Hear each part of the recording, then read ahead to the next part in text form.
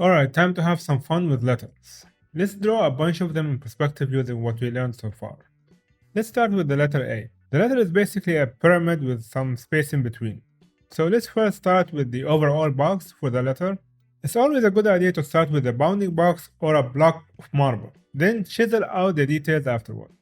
After I get the box, I can now draw the diagonals to see where the center axis is. Then I start pinpointing where the two legs of the A will be. Now I know I eyeballed both of them, but you can simply decide the distance of one of them, then shoot it up to the diagonals to the other side to get the exact location of the second one. Same thing for the top points, but I just felt comfortable enough to guesstimate it. But if you are not comfortable yet, use the diagonals for accurate measurements. Next, I draw the front side of the main shape all around. I made it a bit thicker here to make sure it looks bolder than just the regular text. Now I connect all these points back to the vanishing point to get the depth of the letter. I stop at the bounding box for the correct depth, since we decided that first. Now I connect the back shape together, following the limit of the bounding box. Time to connect the front and back together. So I extend the legs back toward the vanishing point. As for the bridge in the middle, I will choose where that will be and the height it will be at, and connect it to the vanishing point.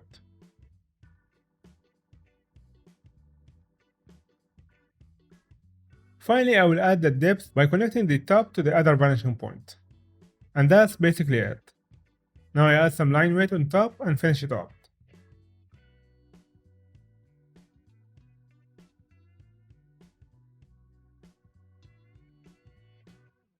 And that's our first letter done. Moving on to the next one. Let's draw the letter E, starting again with the bounding box. The E letter is simply a C with a bridge in between. So I can draw the C first and then add the bridge later, basically drawing two letters at the same time. This time I want accurate measurements for the top and the bottom arm. So I add the diagonals and decide the top arm width and shoot it toward the diagonal, and then back down to the bottom to get the bottom thickness. To find the center of the middle bridge, I draw another diagonal in between the two arms to see where I should place the middle bridge. I connect the center to the vanishing point all the way to the back. Now that I have the center point of that edge, I can copy the width I choose for the top and bottom and place it in the middle, half up the center and half down. I connect it to the vanishing point, and now I have the front face of the E all done. I connect the points back to the other vanishing point for the depth, stopping at the bounding box. The letter is basically done. All I have to do now is to add some line weight around.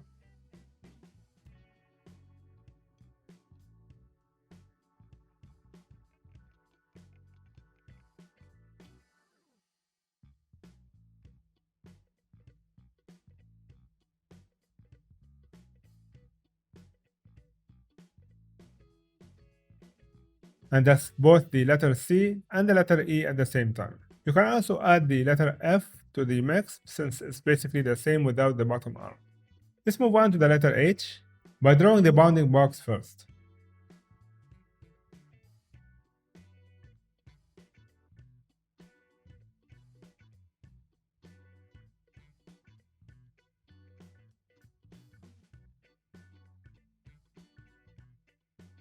Then we add the diagonals for measurements. I decide the first width of the first column of the H and then measure it to the diagonals to get the width all around.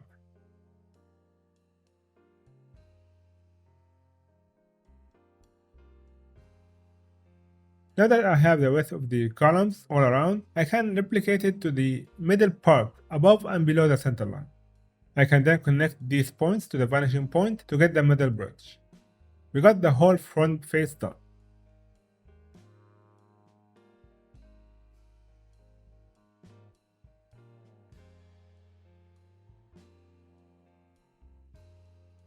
We can now draw the backside by extending the points to the other vanishing point all the way to the bounding box limit. We are basically done here. We can now just add the line weight to the whole letter.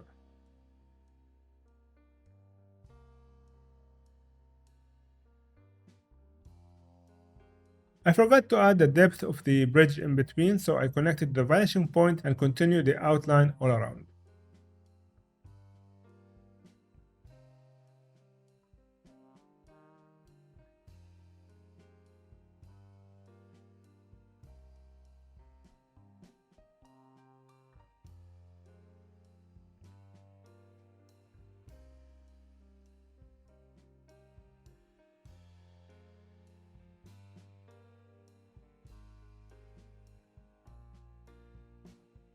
And with that, the letter H is done. It's also the letter I on its side, or the letter T if you want on its side with the extra edge. Let's now draw the letter K, a trickier letter to draw, and maybe move it to the back a bit to make it harder to draw. It's always good to challenge yourself with harder examples as you get more comfortable with the exercises. Let's start with the bounding box and the first main column of the letter. Then I choose where the top arm of the K starts and use the diagonals to make sure the width is the same at the end.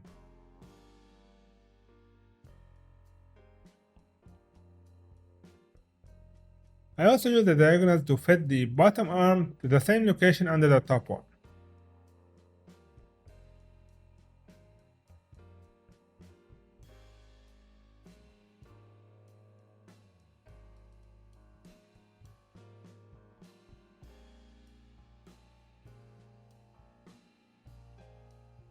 With that, I have the full face done. All I have to do now is to extend the face backward toward the other vanishing point.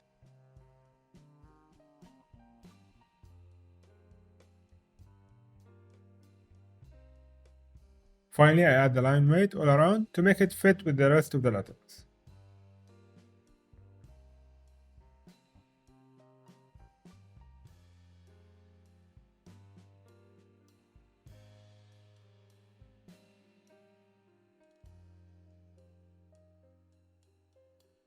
So far we have done 4 letters. Let's move on to the next one, the letter L.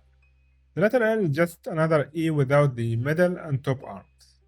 So we start with the bounding box and the diagonals to decide the width of the vertical column and move the same width around using the diagonals.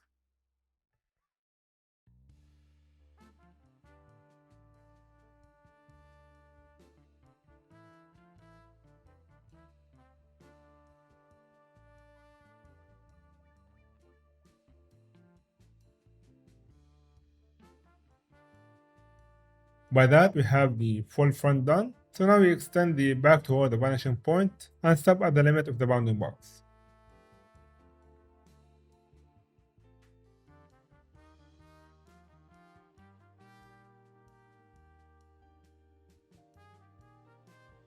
Finally adding the outline and finishing it up.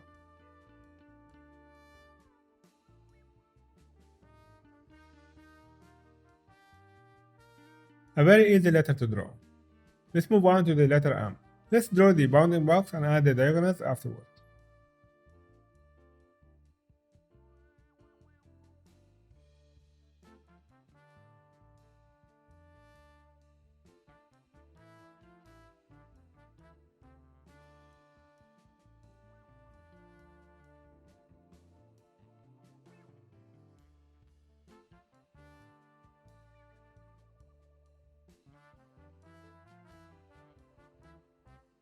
After deciding the width of the first column, I can move it to the other side using the diagonals. Now that I have both, I can add a middle triangle using the center of the whole front side. Now the tip of the M isn't a point, it's more of a column width, so I can either use divisions and measurements to find out the width of the tip or just eyeball it. It's always better to get correct measurements, so if you are following around, do use the diagonals. Once I have the width of the bottom, I can end the back of the middle column at a point in between at the center line and connect it upward with a bit of width on both sides. It's basically a V letter in between the two eyes. Once I'm done with the whole front face, I can extend it backward toward the vanishing point. For the back of the middle part, I can mimic the same angle from the front and copy it to the back. Same for the bottom part of the tip. Now adding the rest of the line weight and finishing up the letter.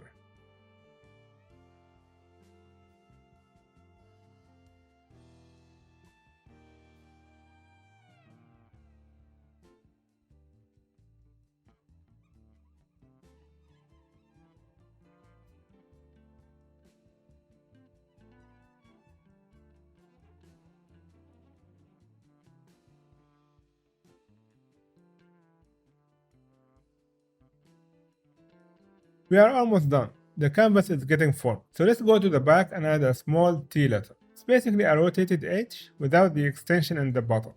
Starting with the same way, bounding box and diagonals.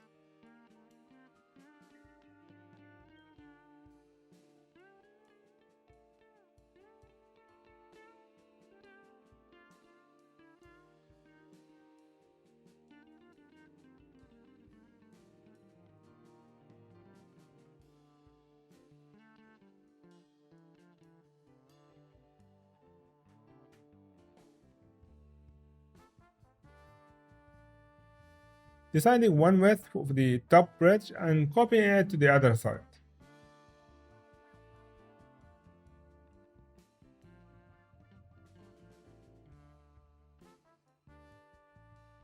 Now you can add the horizontal line next to the top edge and divide it into 3 equal parts to get the center column. But since this line is almost horizontal, I just decided to freehand it.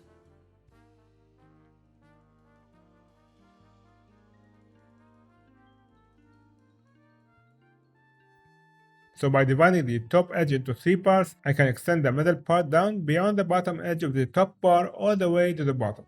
With that, I get the whole front elevation done. Now all I have to do is to extend it backward toward the vanishing point and add the final outline.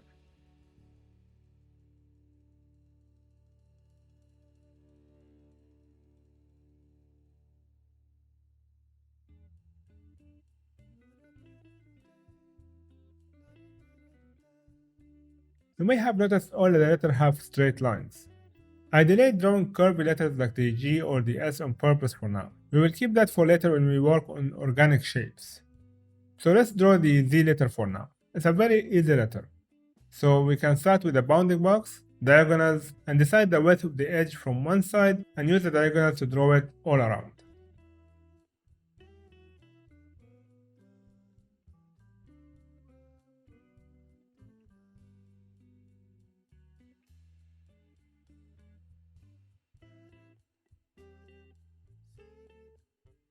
Once I have the surrounding width, I can draw the angled line in between with a bit of width, mimicking the width of the top and bottom bridges.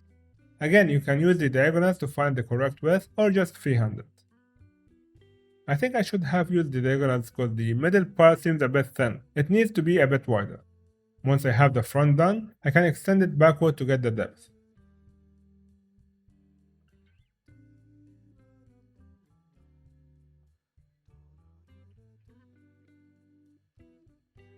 Finally, I add the outline and finish it up.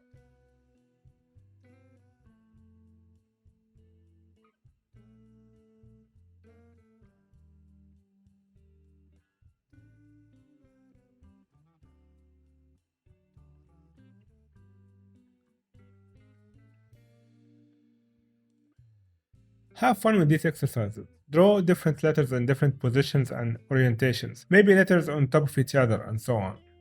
I was gonna finish it up here, but there is a letter space on the left, so let's add a quick V letter. We already drew a V letter in the center of the M letter, but let's do it quickly here. Starting the same way, surrounding box, diagonals, and the surrounding width.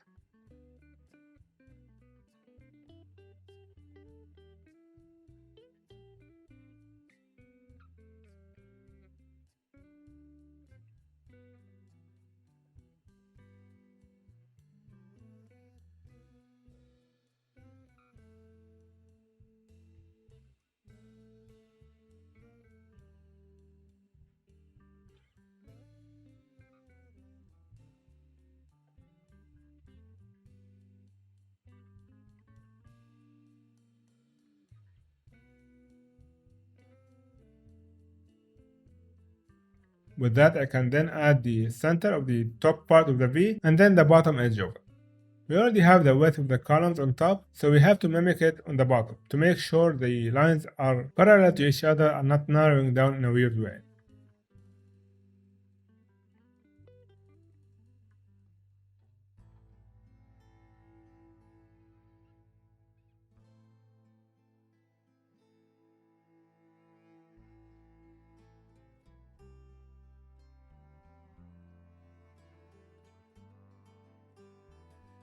Once I have the front face done, I extend it backward and add the final outline.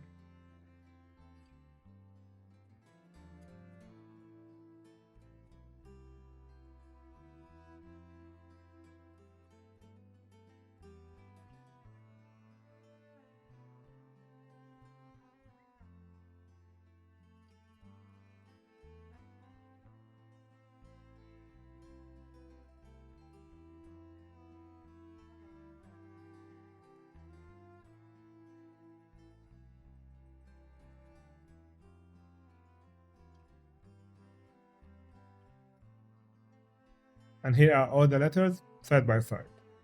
Now I'm gonna add some shadows and values to make it look a bit like a painting.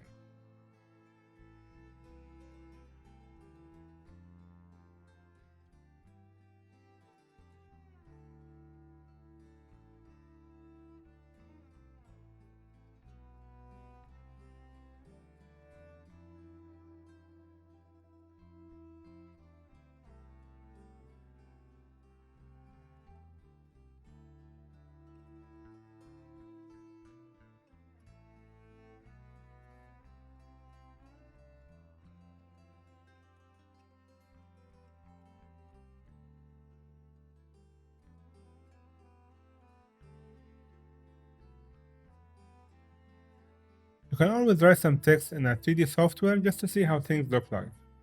Move it around, rotate it, and scale it just to see how they will look like before deciding to draw them yourself. You can use it as a reference at first, but then try to do it without the visualization so you can apply what you learned without depending on a reference while doing it. You can always do this exercise from time to time just to remind yourself of the basic techniques of perspective and have some fun while doing it.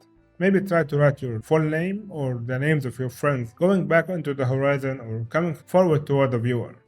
Find a unique and creative way to do it, and most importantly, have fun while doing it.